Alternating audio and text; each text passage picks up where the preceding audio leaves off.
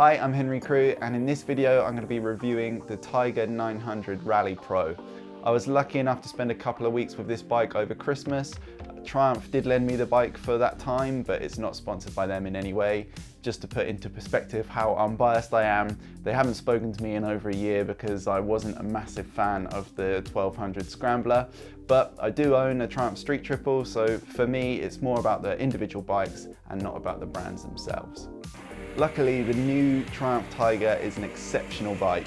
They've really taken the old model and improved on all of the bits that were just okay or good and made them just exceptional. The torque and power delivery of the bike is fantastic. You still get that really linear power delivery, but there's way more bottom end grunt. Yes, this bike does tap out a little bit quicker than the Street Triple at top speeds. It's a little bit lethargic in 5th and 6th gear, but it really didn't bother me that much.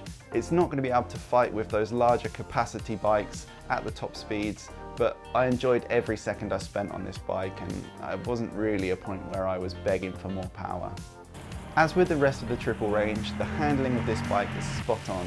Whether you're blipping around town or hooning it on some backcountry roads, the handling is absolutely flawless. The only time you really notice the weight is when you're doing really slow maneuvers or turning the bike around in the road. The suspension is a little bit soft at the front, but that is easily remedied, and if this was my bike, I would get it set up specifically for my weight and my riding style. The display is really nice, it's just really well designed, it looks great. The heated seats are great, the heated grips are great. I made really good use of those when out riding. It was 0 degrees every day I went out. The riding position, very comfortable. I did feel a little bit stretched forwards. I thought the handlebars were a little bit far forward for me, but again, that's easy to remedy. One of the most impressive small details for me, but one that's really important, is the fairing. I thought there was amazing coverage, and normally on adventure bikes, I get a really annoying head wobble at motorway speeds. It creates turbulence in the wrong place, and the fairing just pushes the air to a point where my head is constantly shaking. But on this bike, I got none of that. The screen is also adjustable for different heights, and I just felt really well protected from the wind the whole time. The brakes feel really great, really responsive. The up and down quick shift is fantastic, really nice touch. I did feel it was a little bit slower and a little bit more clunky than other bikes that I've ridden, but nice to have it all the same. 99% of this bike is absolutely fantastic. Strangely, there are a few parts that feel cheap and poorly designed, such as the mirrors, the handguards, and the levers. The lever, especially the front brake, feels like it's in completely the wrong position, and your hand is almost led to pull on the slanted part.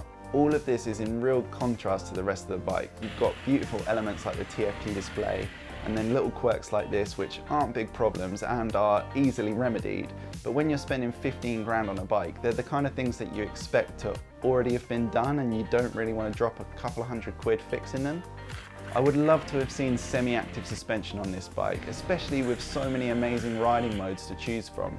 I know it's not exactly in the same price bracket as the Africa Twin, BMW GS, Multistrada, and the new Harley Pan American, but this bike deserves to compete with those models. It's an awesome bike, and I really think that it should be up there competing on all of those features. My only other slight annoyance with this bike is that it comes stock with road tyres. There's not even an option to add a more off-road orientated tyre from the factory. I mean, it's called the Rally Pro. The whole ad campaign was shot in the sand dunes with Pirelli Scorpion tyres, but that isn't made available to the consumer or to me reviewing it. One of the most frequently asked questions that I received was, how does this bike handle off-road in the hands of a normal person? And I haven't really been able to answer that. Hopefully in the future I'll get to ride this bike more off-road with some proper tyres. I did take it on a couple of small easy byways and it felt really competent. So I mean, that's promising, but there's only one way to know for sure. Don't let these slight issues drag the name of the bike through the mud though. It really was fantastic. I enjoyed every second riding this bike, and overall it is just phenomenal. It's one of the few new bikes that I've looked at and ridden and thought, yes, I would definitely put that in my garage and I wouldn't get bored of it quickly, and I think it's just brilliant. I had an awesome time riding it. Massive thank you to Triumph for supplying the bike. I had an awesome time with it, and really cool of them to let me have it for so long. I hope you've enjoyed this video. If you have, please like and subscribe, that'd help me out a lot, and I'll let you know when the next video is coming out.